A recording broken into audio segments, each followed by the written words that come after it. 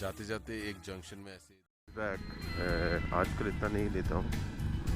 Airport जाने के लिए ये रास्ता लेता था गुवाहाटी से,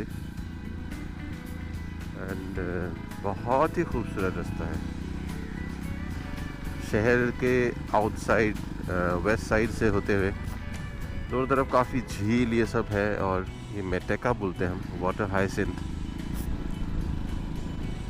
lots of fishes if you want to fish, and a lot of sea again, bamboos everywhere, bamboo कि ये जो शेप में दिख रहा है ये लौकी है। ये अलग अलग तरह के लौकी, वहाँ भी रखा है लौकी।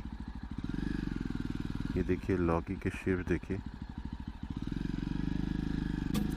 तो इसके बाद ऑलमोस्ट गुवाहाटी से हम काफ़ी गुवाहाटी के बाहर की तरफ जाने लगे।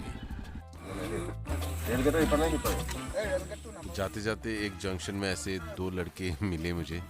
पीछे बाइक रोका उन्होंने, उनको फ़ोटो लेना था, और हमने थोड़ी बातें की कि वो कहाँ से आ रहे हैं, हमें किस तरफ जाना है, वगैरह वगैरह। फिर हम उनको बाय बाय करते हुए निकल पड़े एक और तरफ से मेघालय एंटर करने का रास्ता ढूंढते हुए, गुवाहाटी से रानी की तरफ से।